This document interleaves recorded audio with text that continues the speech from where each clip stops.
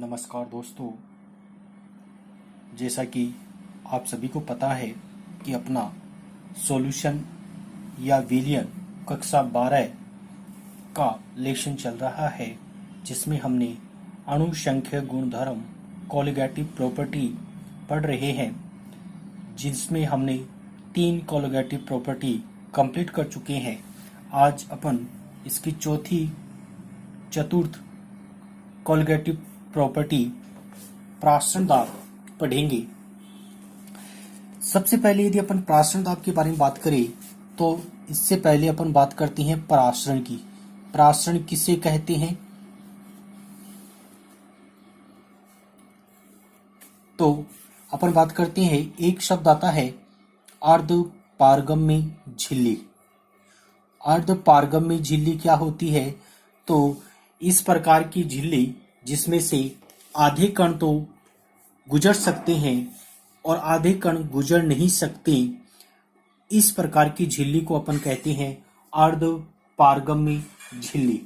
तो वह झिल्ली जिसमें से अपन कहें कि विलायक के कण तो गुजर सकते हैं, विलायक के कण होते हैं वह तो गुजर सकते हैं, लेकिन विलेय के जो कण होते हैं वह गुजर नहीं सकते। इस प्रकार की जो झिल्ली होती है उस झिल्ली को अपन कहते हैं अर्धपारगम्य झिल्ली। तो वह झिल्ली जिसमें से विलायक के कण तो गुजर सकते हैं लेकिन विलेय के कण नहीं गुजर सकते, इस प्रकार की झिल्ली को अपन कहते हैं अर्धपारगम्य झिल्ली। यह जो झिल्ली होती है तो यह मुख्य रूप से यदि किसी जंतु की जो त्वचा होती है उससे निर्मित हो सकती है। जैसे अपनी स्किन होती है, स्किन में से पसीना वगैरह आ सकता है, या अपन कह सकते हैं विलायक जो होता है वह बाहर आ सकता है, लेकिन जो विलेय के जो पार्टिकल्स होते हैं वह बाहर नहीं आ सकते। तो इस प्रकार से एक तो अपन बात करें अर्धपारगम्य झिल्ली का उदाहरण की, तो एक तो हो जाती है जांतव झिल्ली। जांतव झिल्ली, इसके साथ साथ कुछ रासायनिक पदार्थ जैसे phenol, potassium ferrocyanide, potassium ferrocyanide, इनसे बनी जो झिल्ली जो होती है वह भी अर्धपारगम्य झिल्ली के रूप में कार्य करती है। इनकी यदि अपन बात करें, इस प्रकार की जो झिल्ली होती है इस झिल्ली में सूक्ष्म रंध्र पाए जाते हैं, छोटे छोटे रंध्र पाए जाते हैं। इन रंध्रों में से जो छोटे आकार की जो पार्टिकल्स होते हैं या विलायक के जो कण होते हैं वो गुजर सकते हैं, लेकिन विलेय के कण का आकार बड़ा होने के कारण ये गुजर नहीं पाते हैं। तो ये इस प्रकार की झिल्ली कहलाती है अर्धपारगम्य झिल्ली। अब अपन कोई एक पात्र ले और इस पात्र में हमने लगा दी अर्धपारगम्य झिल्ली। इसमें एक तरफ हमने भर दिया विलायक या सोलवेंट, दूसरी तरफ हमने भर दिया विलियन या सॉल्यूशन। एक तरफ अपने पास है सॉल्यूशन या विलियन जिसमें विलेय के पार्टिकल भी प्रेजेंट है, दूसरा है शुद्ध विलायक। इस विलायक, अब दोस्तों क्या होगा कि ये जो विलायक के जो पार्टिकल्स होते हैं, ये विलायक के पार्टिकल्स इस विलायक वाले पात्र से और इस विलियन वाले पात्र में चले जाते हैं, और चले जाने के कारण इस जो विलियन का जो स्तर होता है वह ऊपर चढ़ जाता है। तो प्रासरण क्या होता है? प्रासरण वह प्रक्रिया होती है जिसमें विलायक के कण अर्धपारगम्य झिल्ली से, इसकी यदि अपन बात करें सांद्रता, तो इसकी सांद्रता होती है कम, और इसकी यदि अपन बात करें तो इसकी सांद्रता होती है अधिक, या अपन दूसरा अपोजिट कह सकते हैं कि इसकी तनुता जो होती है वह तनुता होती है अधिक, और इसकी यदि अपन तनुता देखें तो यहाँ पर तनुता होती है कम। तो अपन कहते हैं कि वह प्रक्रिया जिसमें विलायक के कण कम सांद्रता वाले विलियन से अधिक सांद्रता वाले विलियन की ओर अर्धपारगम्य झिल्ली के द्वारा गमन करते हैं, इस प्रक्रिया को कहते हैं प्रासरण। प्रासरण वह प्रक्रिया होती है जिसमें विलायक के कण अर्धपारगम्य झिल्ली द्वारा कम सांद्रता से अधिक सांद्रता की ओर गमन करते हैं, वह प्रक्रिया कहलाती है प्रासरण। प्रासरण के लिए अर्धपारगम्य झिल्ली की आवश्यकता होती है। नेक्स्ट अपन बात करें कि इसका उदाहरण यदि अपन देखें तो जैसे किशमिश होती है, और ये किशमिश है, इसको अपन ने पानी में रख दिया, कुछ समय पश्चात क्या होगा, ये किशमिश होती है वो इसमें जल अंदर प्रवेश करेगा, और जल अंदर प्रवेश करने के कारण इस किशमिश की जो साइज है पहले की तुलना में बड़ी हो जाती है। तो यह एक प्रकार से अंतः प्रासरण होता है। इसी प्रकार से अन्य एग्जाम्पल अपन आलू का देख सकते हैं। आलू जो है, और इसमें हमने क्या किया, इसमें यहाँ पर भर दिया हमने विलायक, और इसके बाहर हमने रख दिया विलियन। अब विलायक ये है, ये आलू की जो झिल्ली है वो सेमी परमीएबल या अर्धपारगम्य होती है। तो ये जो विलायक के जो कण होंगे, वह विलायक के जो कण होंगे वह इस आलू की से इस विलियन में आ जाएंगे, और यह भी प्रासरण का उदाहरण होता है। तो ये था प्रासरण। प्रासरण के बाद में अपन बात करें प्रासरण दाब, ऑस्मोटिक प्रेशर। प्रासरण दाब क्या होता है, तो वह प्रक्रिया जिसके द्वारा, वह दाब जिसके द्वारा प्रासरण की प्रक्रिया रुक जाए, प्रासरण नहीं हो पा सके, तो वह प्रक्रिया कहलाती है प्रासरण दाब। तो वह अतिरिक्त दाब, यदि अपन यहाँ पर बात करें, ये हम यहाँ पर बात करें कि यहाँ पर अपन दाब लगा दे, इस विलियन पर अपन कोई प्रेशर लगाएं और इसका स्तर नहीं चढ़े, वहीं पर रहे, कांस्टेंट रहे, तो वह दाब जो प्रासरण की प्रक्रिया को रोक देता है, तो वह दाब कहलाता है प्रासरण दाब। या अपन कहें कि वह दाब जो विलायक के अणुओं को कम सांद्रता वाले विलियन से अधिक सांद्रता वाले विलियन की ओर नहीं जाने दे, या अपन कहें वह दाब जो विलायक के अणुओं को अधिक तनुता वाले विलियन से कम तनुता वाले विलियन की ओर नहीं जाने दे, तो वह प्रक्रिया कहलाती है, वह दाब कहलाता है प्रासरण दाब।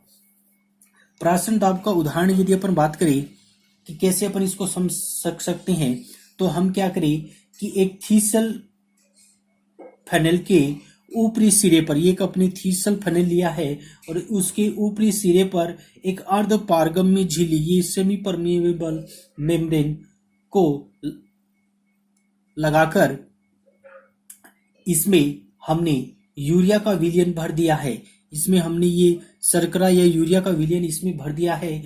ये थीसल फनल है और इस थीसल फनेल में हमने यूरिया या शर्करा का विलियन भर दिया है, और इसको हमने क्या किया है, अब हमने इसको शुद्ध जल जो है उसमें रख दिया। अब क्या होगा, शुद्ध जल जो है वह इस सेमी परमेएबल मेम्ब्रेन से होता हुआ और इस विलियन में प्रवेश करेगा, या शर्करा या यूरिया की विलियन में प्रवेश करेगा, तो इसका स्तर ऊपर चढ़ने लग जाएगा। तो इस प्रक्रिया को अपन कहते हैं प्रासरण। अब क्या करें, अपन इसके ऊपर एक पिस्टन लगा दे, पिस्टन मतलब पंप लगा दे इसके ऊपर, और इस पर इतना पंप लगा दे कि इसका स्तर चढ़े नहीं। तो ये स्तर नहीं चढ़ेगा, तो इसका मतलब क्या हुआ कि प्रासरण की प्रक्रिया रुक जाएगी, और प्रासरण की प्रक्रिया रुक जाएगी। जितना हम ये दाब लगा रहे हैं, यहाँ पर कितना प्रेशर लगा रहे हैं, वह प्रेशर ही कहलाता है प्रासरण दाब। तो प्रासरण दाब उस द्रव स्थितिक दाब के बराबर होता है जो विलायक को अर्धपारगम्य झिल्ली द्वारा विलियन की ओर जाने से रोकता है। तो ये था प्रासरण दाब, ऑस्मोटिक प्रेशर, या अपन इसकी दूसरी परिभाषा कह सकते हैं, यदि यहाँ पर ये विलायक है और विलायक इधर से इधर की ओर जाएंगे, विलियन में जाएंगे, तो विलियन का स्तर चढ़ेगा। कुछ समय पश्चात जो है शर्करा या विलियन का जो स्तर है वह कांस्टेंट हो जाएगा। जब ये कांस्टेंट हो जाता है, इसका मतलब है कि इस विलियन द्वारा लगाया गया जो दाब होता है वो इस विलायक द्वारा लगाए गए दाब के बराबर हो जाता है। तो यहाँ पर जो लगाया गया जो दाब होता है वह दाब ही कहलाता है प्रासरण दाब। तो प्रासरण दाब विलियन पर लगाया गया वह आधिक्य दाब, इस विलियन पर जो अपन लगा रहे हैं तो विलियन पर लगाया गया वह आधिक्य यांत्रिक दाब जो अर्ध पारगम्य झिल्ली द्वारा प्रासरण को रोकने के लिए आवश्यक हो, विलियन का प्रासरण दाब कहलाता है। प्रासरण दाब को अपन को पाई द्वारा प्रदर्शित किया जाता है। अब अपन बात करते हैं प्रासरण जो दाब होता है उस प्रासरण दाब से संबंधित नियम, प्रासरण दाब के नियम। प्रासरण दाब के कौन कौन से नियम होते हैं? तो पहला नियम आता है वान हाफ बॉयल नियम। वान हाफ बॉयल नियम जो है वह बताता है कि यह तब लागू होता है जब टेम्परेचर जो है वह निश्चित होता है, तापमान में परिवर्तित नहीं होता है, तापमान कांस्टेंट रहे, तब लागू होता है वान हाफ बॉयल नियम। यह क्या बताता है कि विलियन का जो प्रासरण दाब होता है, विलियन का प्रासरण दाब वह आयतन जो होता है उस आयतन के व्युत्क्रमानुपाती होता है। तो अपन कहेंगे कि एक निश्चित ताप पर किसी दिए गए विलियन का प्रासरण दाब, किसी दिए गए विलियन का जो प्रासरण दाब है उसके आयतन के व्युत्क्रमानुपाती होता है, इनवर्सली प्रोपोर्शनल होता है। Pi is inversely proportional to 1/v। Next अपन बात करें इसी का दूसरा नियम आता है, वो कहलाता है वान हाफ चार्ल्स नियम। वान हाफ चार्ल्स नियम, यह नियम तब लागू होता है जब प्रासरण दाब उसका मान स्थिर होता है। प्रासरण दाब का मान स्थिर होता है तब यह लागू होता है।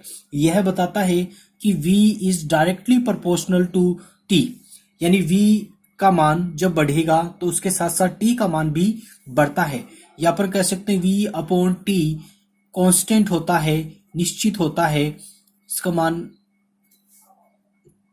तो इसको अपन कहेंगे कि एक स्थिर प्रासरण दाब पर विलियन का आयतन उसके परम ताप के समानुपाती होता है। नेक्स्ट तीसरा नियम आता है वान हाफ दाब ताप नियम। वान हाफ दाब ताप नियम, वान हाफ प्रेशर टेम्परेचर रूल्स। यह नियम तब लागू होता है जब V या आयतन जो है, वॉल्यूम जो है वह कांस्टेंट होता है, आयतन स्थिर होता है, तब ये नियम लागू होता है। पहला वान हाफ बॉयल नियम टेम्परेचर कांस्टेंट पर लागू होता है। वान हाफ चार्ल्स नियम जब अपने पास प्रासरण दाब का मान कांस्टेंट होता है। नेक्स्ट वान हाफ दाब ताप नियम, तो यह तब लागू होता है जब आयतन का मान कांस्टेंट रहता है। और ये क्या बताता है कि पाई जो होता है वह T के समानुपाती होता है। जब T का मान बढ़ेगा उसके साथ साथ पाई का मान भी बढ़ेगा। या पर कह सकते हैं पाई अपॉन T जो होता है वह स्थिरांक होता है, कांस्टेंट होता है।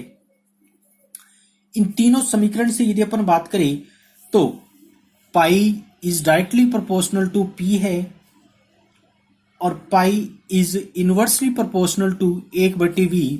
तो इन दोनों को अपन सम्मिलित रूप में कह सकते हैं कि pi is directly proportional to T upon V।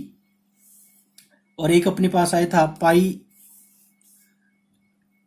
पाई बराबर अपन लिख सकते हैं, जब इसको हटाते हैं तो एक नया कांस्टेंट आता है, वह आता है S T upon V. S जो होता है यहां पर कहलाता है विलियन कांस्टेंट।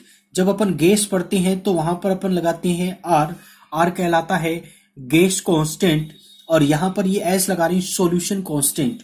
तो अपन इसको इस प्रकार से भी लिख सकते हैं पाई वी बराबर एश टी। ये तब लागू होगा जब जो अपने पास 1 मोल उपस्थित है। यदि अपने पास 1 से ज्यादा हो तो ये रूल इस प्रकार से लगेगा पाई वी बराबर एन एस टी, पाई बराबर एन एस टी। या अपन इसको ऐसे भी लिख सकते हैं पाई बराबर N V S T. S के स्थान पर अपन आर भी प्रयोग कर सकते हैं, तो N V upon R T. और इस एन अपॉन वी इसको अपन कहते हैं मोलरता, या पाई बराबर हो जाएगा CRT। तो इस फॉर्मूले के द्वारा अपन ज्ञात कर सकते हैं किसी भी विलयन का प्रासरण दाब। तो दोस्तों अब अपन बात करते हैं इससे संबंधित कुछ न्यूमेरिकल। पहला न्यूमेरिकल है कि 0 डिग्री सेल्सियस पर यूरिया का प्रासरण दाब की गणना कीजिए। 0 डिग्री सेल्सियस पर 5% यूरिया विलयन का प्रासरण दाब ज्ञात कीजिए। तो प्रासरण दाब ज्ञात करने का सूत्र होता है पाई बराबर W/mBVRT। देखो हमारे पास फॉर्मूला आया था पाई बराबर NVRT, और n बराबर क्या होता है W/mVRT। तो यहां पर इनकी वैल्यू रखेंगे तो WB 5 ग्राम, मैं कह रहा हूं कि 5% है तो 5 ग्राम हो गया। अच्छा, जो हमारे पास 5% यूरिया का विलयन है तो V कितना हो जाएगा 100 ml। 100 ml होगा तो उसका 5% कितना हो जाएगा 5 ग्राम, या अपन कह सकते हैं 1 लीटर MB यूरिया का फॉर्मूला होता है NH2C+O NH2। तो इसका यदि अपन नाइट्रोजन 2 है, 2 गुना 1 और 1 2 है 14 होता है, प्लस हाइड्रोजन 2 और 2 4, इसका 1 होता है, प्लस कार्बन 1 है, कार्बन का 12 होता है, प्लस ऑक्सीजन का 16 होता है। इसका टोटल करेंगे तो अपने पास आएगा 60। आर का मान कांस्टेंट 0.0821 और टेम्परेचर कांस्टेंट 0 डिग्री सेल्सियस यानी 273 केल्विन। जब यहां पर अपन वैल्यू रखेंगे तो पाई बराबर आ जाएगा अपने पास 5 गुणा 0.0821 गुणा 273/60 गुना 0.1, और इसको सरल करेंगे तो अपने पास उत्तर आ जाएंगे 18.67। और पाई का मान दाब होता है, प्रेशर होता है, प्रेशर वायुमंडल में लिया जाता है तो 18.67 वायुमंडल हो जाएगा। नेक्स्ट क्वेश्चन कि 150 डिग्री सेल्सियस पर एक वाष्पशील का प्रासरण दाब इतना है, विलयन का अनुभार ज्ञात कीजिए। तो वैसा ही क्वेश्चन है ये भी कि यहाँ पर MB की वैल्यू पूछ ली है हमारे पास। अभी हमने बात की थी कि पाई ज्ञात करने का सूत्र होता है WB/mBVRT। अब MB हमें पूछा है तो MB बराबर पाई नीचे चला जाएगा WB/VRT। इस फॉर्मूले से ज्ञात कर लेंगे। हमारे पास W का मान है WB बराबर हमारे पास 5 ग्राम, हमारे पास V है 100 ग्राम 100 ml, और V वॉल्यूम 0.1 लीटर 0.2, यहां पर हमने 0, यहां पर V अपन 100 ml लिख सकते हैं, 0.1 लीटर लिख सकते हैं। टेम्परेचर यदि अपन बात करें तो टेम्परेचर कितना होगा 423 केल्विन। MB का मान ज्ञात करना है तो MB आ जाएगा अपने पास 5 गुणा 0.0821 गुणा 423/5.071। इसको सरल करेंगे तो अपने पास आ जाएगा 342.5 ग्राम पर मोल। नेक्स्ट क्वेश्चन इसी प्रकार का है जो आपको खुद को करना है। फॉर्मूला में बता देता हूं कि पाई हमें क्या ज्ञात करना, प्रासरण दाब। तो प्रासरण दाब पाई V बराबर हमने बताया था NRT, और पाई बराबर ज्ञात करना है तो NVRT। इस फॉर्मूले से अपन ज्ञात कर लेंगे। आपको इसके उत्तर लिखने हैं, खुद को करना है। नेक्स्ट अपन बात करें समप्रासरी विलयन को। यदि अपन 3 कैटेगरी में बांट सकते हैं समप्रासरी विलयन, तो जिनका यदि अपन कहेंगे कि प्रासरण जो दाब होता है वह समान होता है, दो विलयन जिनका प्राशन दाब समान होता है वह कहलाते हैं समप्रासरी विलयन, जिनकी मोलर सांद्रताएं यदि समान होती है। अपन लिख सकते हैं N1V1 बराबर N2V2। यदि वो समान प्राशन दाब है तो उनके विलयनों की मोलर सांद्रताएं जो होगी वह समान होगी। तो अपन लिख सकते हैं C1 बराबर C2। C को अपन लिख सकते हैं मोलरता N/V, इसी प्रकार से ये बराबर होगा। और N के स्थान पर अपन लिख सकते हैं W/M और V, इसी प्रकार से N2/V2 को लिख सकते हैं W/M2V2। इसी प्रकार से अति प्रासरी या हाइपरटोनिक सॉल्यूशन, तो दो भिन्न भिन्न प्राशन दाब वाले विलयनों में वह विलयन जिसका प्राशन दाब अधिक होता है वह कहलाता है अति प्रासरी विलयन। थर्ड बात करिए अपन अल्प प्रासरी या हाइपोटोनिक, तो जिसका प्राशन दाब कम होता है वह कहलाता है अपने पास अल्प प्रासरी विलयन। तो इसी से संबंधित अपने पास क्वेश्चन है, यूरिया का 10% W/V विलयन का एक अज्ञात विलयन का समप्रासरी विलयन है, अज्ञात विलयन का अणुभार ज्ञात कीजिए। तो दोस्तों अपन फॉर्मूला लगा देंगे, यही दोनों समप्रासरी है तो W/Ma V1 बराबर W/M2V2।